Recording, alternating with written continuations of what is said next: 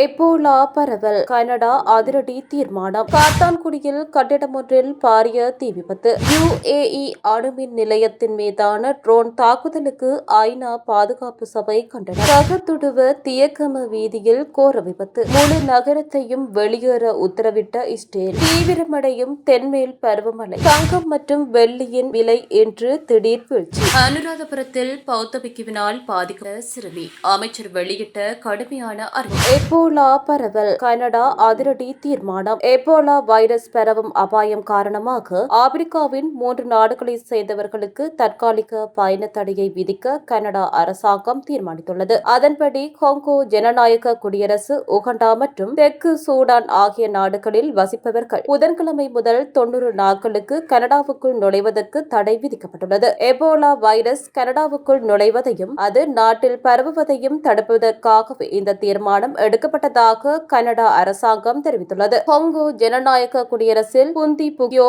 வகை Ebola virus தேசிய தொற்றுநோய் நிலையை எட்டுவதற்கான அபாயம் மிகவும் அதிகம் என்று உலக சுகாதார அமைப்பு அண்மையில் அறிவித்திருந்தது. இதற்கிடையில் கடந்த வாரங்களில் இந்த 3 நாடுகளுக்கும் பயணம் செய்த அமெரிக்கர் அல்லாத குடிமக்கள் அமெரிக்காவுக்குள் நுழைவதற்கும் அமெரிக்கா கடந்த வாரம் தடை விதித்திருந்தது. இருப்பினும் இந்த பாதிக்கப்பட்ட பகுதிகளில் தங்கியிருந்து ஆனால் நோய் அறிகுறிகள் இல்லாத கனடிய பிரஜைகள், நிரந்தர வதிவிட உரிமம் கொண்டவர்கள் மற்றும் பிற வெளிநாட்டவர்கள் மே 30 முதல் 21 நாட்கள் தனிமைப்படுத்தலுக்கு உள்ளாக வேண்டும். அமெரிக்கா, கனடா அல்லது பஹாமாஸ் ஆகிய நாடுகளில் இதுவரை எந்தவொரு எபோலா நோயாளியும் அடையாளம் காணப்படவில்லை என்று வெளிநாட்டு ஊடகங்கள் தெரிவிக்கின்றன. காத்தான்குடியில் கட்டிடம் ஒன்றில் பாரிய தீ விபத்து. மட்டக்களப்பு காத்தான்குடி பகுதியில் அமைந்துள்ள கட்டிடம் ஒன்றில் நேற்றிரவு ஏற்பட்ட பாரிய தீ கட்டுப்பாட்டின் கீழ் கொண்டுவரப்பட்டுள்ளது. இந்த விபத்தினால் பெருமளவிலான சொத்து சேதங்கள் ஏற்பட்டுள்ளதாக அங்கிருந்து கிடைக்கும் தகவல்கள் தெரிவிக்கின்றன. தீப்பரவல் குறித்து தகவல் அறிந்தவுடன் சம்பவ இடத்துக்கு விரைந்த காத்தான்குடி நகர சபை மற்றும் மட்டக்களப்பு மாநகர சபையின் தீயணைப்பு படையினர், காத்தான்குடி போலீசார் மற்றும் அப்பகுதி மக்கள் இணைந்து தீயை கட்டுப்பாட்டுக்குள் கொண்டு வருவதற்கான தீவிர முயற்சிகளில் ஈடுபட்டனர். தீயணைப்பு படையினரின் கடும் போராட்டத்தின் பயனாக தீ முழுமையாக கட்டுப்பாட்டுக்குள் கொண்டுவரப்பட்டது. சம்பவ இடத்தில் தற்போது விசாரணைகள் முன்னெடுக்கப்பட்டு வருகின்றன. இந்த தீ விபத்து காரணமாக குறித்த பகுதியில் மின்சாரம் துண்டிக்கப்பட்டிருந்ததுடன் மட்டக்களப்பு கல்முனை வீதியுடனான போக்குவரத்து சேவைகளும் பாதிக்கப்பட்டிருந்தன. இதனால் வாகனங்களை மாற்று வீதிகளின் ஊடாக செலுத்துவதற்கான நடவடிக்கைகளை போக்குவரத்து போலீசார் மேற்கொண்டனர். தீ விபத்துக்கான காரணம் இதுவரை கண்டறியப்படாத நிலையில் காத்தான்குடி போலீசார் மேலதிக விசாரணைகளை ஆரம்பித்துள்ளனர். UAE அணுமின் நிலையத்தின் மீதான ட்ரோன் தாக்குதலுக்கு ஐநா பாதுகாப்பு சபை கண்டனம். ஐக்கிய அரபு அமீரகத்தின் பராக்கா அணுமின் நிலையத்தின் மீது நடத்தப்பட்ட ட்ரோன் தாக்குதலை வன்மையாக கண்டிப்பதாக ஐக்கிய நாடுகள் பாதுகாப்பு சபை தெரிவித்துள்ளது. இந்த தாக்குதல் சர்வதேச சட்டத்தை மீறும் செயல் என பாதுகாப்பு சபை குறிப்பிட்டுள்ளது. இந்த தாக்குதலுக்கு பொறுப்பான தரப்பு குறித்து ஐக்கிய நாடுகள் பாதுகாப்பு சபை எந்தவொரு நாட்டையும் பெயரிடவில்லை. கடந்த வாரம் ஈராக்கில் இருந்து 6 ட்ரோன்கள் தங்கள் மீது ஏவப்பட்டதாக ஐக்கிய அரபு அமீரகம் தெரிவித்திருந்தது. அதில் ஒரு ட்ரோன் பராக்கா அணுமின் நிலையத்தை இலக்கு வைத்ததாக தகவல்கள் தெரிவிக்கின்றன. ககதுடுவ தியகம வீதியில் கோர விபத்து. 19 பணியாளர்கள் காயங்களுடன் வைத்தியசாலையில். கொழும்பு ககதுடுவ தியகம வீதியில் ஆடை தொழிற்சாலை பணியாளர்களை ஏற்றிச் சென்ற பேருந்து ஒன்று நேற்று மாலை கட்டுப்பாட்டை இழந்து வீதியை விட்டு விலகி அருகில் இருந்த வயல்வெளி ஒன்றுக்குள் கவிழ்ந்து விபத்துக்குள்ளாகியுள்ளது. இவ்விபத்தில் 19 பேர் காயங்களுக்குள்ளாகியுள்ளனர் என்று போலீஸ் தலைமையகம் தெரிவித்துள்ளது. விபத்து சம்பவம் குறித்து போலீசார் வெளியிட்ட மேலதிக விவரங்கள் வருமாறு: ஆடை தொழிற்சாலை பணியாளர்களை ஏற்றிச் சென்ற இந்த பேருந்து ககதுடுவ தியகம வீதியில் பயணித்துக் கொண்டிருந்த போது அதே வீதியில் எதிரே வந்த மற்றொரு வாகனத்துக்கு இடமளிக்க முயன்றுள்ளது. இதன்போது எதிர்பாராத விதமாக ஓட்டுநரின் கட்டுப்பாட்டை இழந்த பேருந்து வீதியை விட்டு விலகி அருகில் இருந்த வயல்வெளியில் தலைகீழாக கவிழ்ந்து விபத்துக்குள்ளாகியுள்ளது. விபத்து நேரிட்ட உடனே அப்பகுதி மக்கள் மற்றும் போலீசார் இணைந்து பேருந்தினுள்ளே சிக்கியிருந்த பணியாளர்களை மீட்டுள்ளனர். காயமடைந்த 19 பேரில் 17 பேர் சிகிச்சைக்காக கோமாகம ஆதார வைத்தியசாலையில் அனுமதிக்கப்பட்டுள்ளனர். ஒருவர் மேலதிக சிகிச்சைக்காக களுபோவில போதனா வைத்தியசாலைக்கு மாற்றப்பட்டுள்ளார். மற்றும் ஒரு பணியாளர் வேதர வைத்தியசாலையில் அனுமதிக்கப்பட்டு சிகிச்சை பெற்று வருகின்றார். விபத்து குறித்து ககதுடுவ போலீசார் மேலதிக விசாரணைகளை மேற்கொண்டு வருகின்றனர். முழு நகரத்தையும் வெளியேற உத்தரவிட்ட இஸ்ரேல். லெபனானில் தீவிரமடையும் தாக்குதல்கள். லெபனானின் தெற்கு பகுதியில் அமைந்துள்ள முக்கிய நகரமான நபடியே முழுவதையும் உடனடியாக காலி செய்யுமாறு இஸ்ரேல் ராணுவம் புதிய கட்டாய வெளியேற்ற உத்தரவை பெற்றுள்ளது. அங்கு மிக கடுமையான கடுமையான வான்வழி தாக்குதல்களை நடத்தவிருப்பதாக இஸ்ரேல் எச்சரித்துள்ளது. கடந்த சில வாரங்களாகவே இந்த நகரமும் அதனை சுற்றியுள்ள பகுதிகளும் இஸ்ரேலால் தொடர்ச்சியாக இலக்கு வைக்கப்பட்டு வந்ததால் தற்போது அங்கு மிக குறைந்த எண்ணிக்கையிலான மக்களே எஞ்சியுள்ளனர். இஸ்ரேலிய படைகளுக்கு இந்த நகரம் ஒரு முக்கியமான உத்திசார்ந்த பகுதியாக கருதப்படுகிறது. ஏனெனில் இந்த பகுதியில் இருந்துதான் ஹிஸ்புல்லா அமைப்பினர் வெடிபொருள் ஏந்திய ட்ரோன்களை ஏவுவதாக இஸ்ரேல் நம்புகிறது. இந்த ட்ரோன்கள் மூலம் தெற்கு லெபனானை ஆக்கிரமித்துள்ள இஸ்ரேலிய படைகள் மீது வடக்கு இஸ்ரேல் பகுதிகள் மீதும் தாக்குதல்கள் நடத்தப்பட்டு வருகின்றன. கடந்த 24 மணி நேரத்தில் இஸ்ரேலின் தாக்குதல்கள் மிக தீவிரமான நிலையை எட்டியுள்ளன. தலைநகர் பெய்ரூட்டின் மத்திய பகுதி மற்றும் அதன் தெற்கு புறநகர் பகுதிகளுக்கு மேல் மிக குறைந்த உயரத்தில் இஸ்ரேலிய ட்ரோன்கள் தொடர்ந்து பறக்கும் சத்தம் கேட்டுக்கொண்டே இருக்கிறது. கடந்த 3 நாட்களாக இந்த சத்தம் இடைவிடாது நீடித்தாலும் இந்த மோதல் தொடங்கியதிலிருந்தே லெபனான் வான்பரப்பில் இருந்து இஸ்ரேலிய ட்ரோன்கள் முழுமையாக வெளியேறவில்லை என்பது குறிப்பிடத்தக்கது. லெபனானில் தாக்குதல்களை தீவிரப்படுத்தப் போவதாக இஸ்ரேல் பிரதமர் பெஞ்சமின் நெதன்யாகு அறிவித்ததை தொடர்ந்து ஹிஸ்புல்லா அமைப்புக்கும் லெபனான் அரசுக்கும் நெருக்கடி அதிகரித்துள்ளது. எனினும் இந்த தாக்குதல்களில் பெய்ரூட் நகரம் உள்ளடக்கப்பட்டுள்ளதா என்பதை அவர் தெளிவுபடுத்தவில்லை. இதனால் தலைநகர் பெய்ரூட் மீண்டும் இஸ்ரேலின் வான்வழி தாக்குதல்களுக்கு உள்ளாகலாம் என்ற அச்சம் மக்களிடையே பரவலாக எழுந்துள்ளது.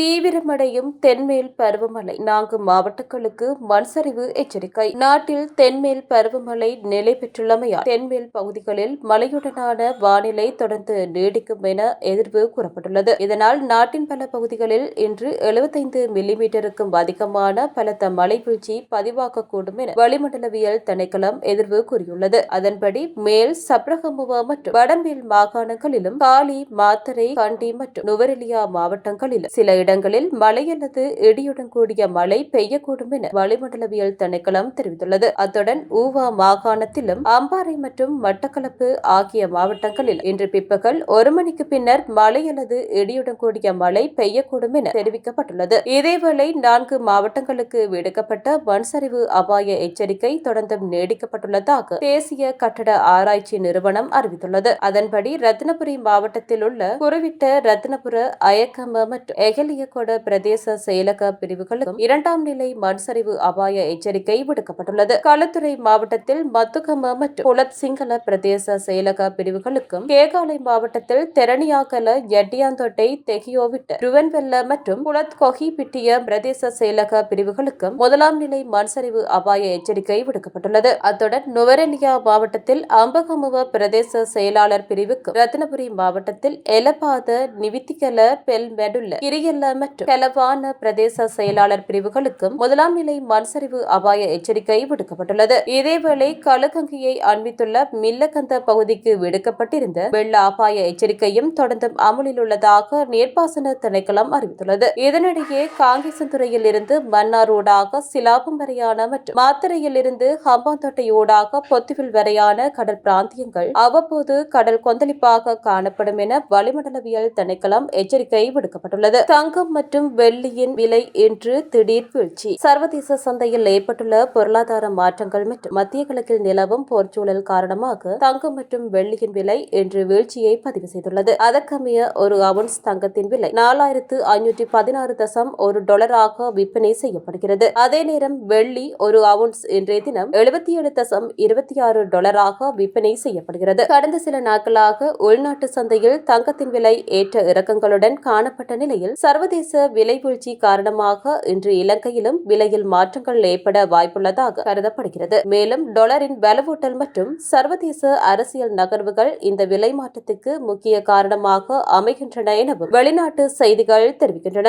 அனுராதபுரத்தில் பௌத்த பிக்குவினால் பாதிக்கப்பட்ட சிறுமி அமைச்சர் வெளியிட்ட கடுமையான அறிவு. அனுராதபுரத்தில் பாதிக்கப்பட்ட சிறுமி தொடர்பில் அவதூறான கருத்துக்களை வெளியிட்ட நபர் அதற்கு பொறுப்பு கூற வேண்டும். இதுகுறித்து பல முறைப்பாடுகள் கிடைத்துள்ளதாகவும் அமைச்சரவை பேச்சாளர் அமைச்சர் நலிந்த ஜேதிச தெரிவித்தார். அமைச்சரவை தீர்மானங்களை அறிவிக்கும் வாராந்த ஊடகவியலாளர் மாநாடு செவ்வாய்க்கிழமை கொழும்பிலுள்ள அரசாங்க தகவல் திணைக்களத்தில் இடம்பெற்றது. இதன்போது ஊடகவியலாளர்கள் எழுப்பிய கேள்விகளுக்கு பதிலளிக்கும் போதே அமைச்சரவை பேச்சாளர் மேற்கண்டவாறு கூறினார். இது தொடர்பில் அவர் மேலும் குறிப்பிடுகையில், இந்த விடயத்தில் சட்டம் நியாயமாக நடைமுறைப்படுத்தப்படும். பௌத்த பிக்குகளாக இருந்தாலும் நாட்டின் சட்டத்துக்கு முரணாக செயல்பட்டால் அவர்களுக்கு எதிராக கடுமையான சட்ட நடவடிக்கை எடுக்கப்படும் என்றும் கூறியுள்ளார். பௌத்த பிக்குகளாக இருந்தாலும் அவர்கள் நாட்டில் உள்ள நடைமுறை சட்டத்துக்கு முரணான வகையில் செயல்பட்டால் அவர்களுக்கு எதிராக எவ்வித பாகுபாடுமின்றி நிச்சயம் சட்டபூர்வமான நடவடிக்கைகள் எடுக்கப்படும். தற்போதைய சூழலிலும் கூட அவ்வாறு சட்டத்தை மீறுபவர்களுக்கு எதிராக எந்தவொரு தடையுமின்றி சட்டம் முறையாக நடைமுறைப்படுத்தப்பட்டு வருகிறது. அனுராதபுரத்தில் பாதிக்கப்பட்ட சிறுமியை மிக மோசமாக விமர்சித்தமை மற்றும் அவதூறு பரப்பியமை தொடர்பில் பல முறைப்பாடுகள் கிடைத்துள்ளன. போலீசார் இதுகுறித்த விரிவான விசாரணைகளை முன்னெடுத்து வருகின்றனர். இந்த போலீஸ் விசாரணைகளின் போது வெளிவரும் உண்மைகளின் முன்னேற்றத்தின் அடிப்படையிலேயே அடுத்த கட்ட நீதிமன்ற நடவடிக்கைகள் அனைத்தும் முன்னெடுக்கப்படும். எவ்வாறாயினும் சமூக ஊடகங்களிலோ அல்லது ஏனைய வழிகளிலோ அவ்வாறு பொறுப்பற்ற முறையில் அவதூறு தெரிவிக்கப்பட்டமையால் பாதிக்கப்பட்ட குறித்த சிறுமிக்கும் அவரது தாய் உள்ளடங்கலான ஒட்டுமொத்த குடும்பத்துக்கும் ஏற்பட்டிருக்கக்கூடிய கடுமையான மன உளைச்சல்களுக்கும் சமூக பாதிப்புகளுக்கு அவ்வாறு கருத்து வெளியிட்ட நபர் சட்ட ரீதியாக பொறுப்பேற்க வேண்டும். இதனை மிக சாதாரணமான ஒரு விடயமாக கருதி எவரும் இலகுவாக கடந்து சென்றுவிட முடியாது. இந்த சம்பவம் மற்றும் அதன் பின்னணி தொடர்பில் இதுவரையிலான காலப்பகுதிக்குள் 15க்கும் மேற்பட்ட நபர்களிடம் மிக விரிவான வாக்குமூலங்கள் பதிவு செய்யப்பட்டுள்ளன என்று போலீசார் உத்தியோகபூர்வமாக தெரிவித்துள்ளனர். முன்னெடுக்கப்படும் விசாரணைகளின் முன்னேற்றத்தன்மைக்கு அமைவாக அடுத்தடுத்து மேலதிக சாட்சி பதிவுகளும் இடம்பெறும். நீதிமன்றத்தினூடாக இந்த விடயத்தில் முற்றிலும் நியாயமான விசாரணைகள் முன்னெடுக்கப்படுவது உறுதி செய்யப்படும். இலங்கை போலீசாரும் தேசிய சிறுவர் பாதுகாப்பு அதிகார சபையும் இதில் முழுமையான ஈடுபாட்டுடன் ஒருங்கிணைந்து விசாரணைகளை முன்னெடுத்து வருகின்றன என்றும் தெரிவித்துள்ளார்.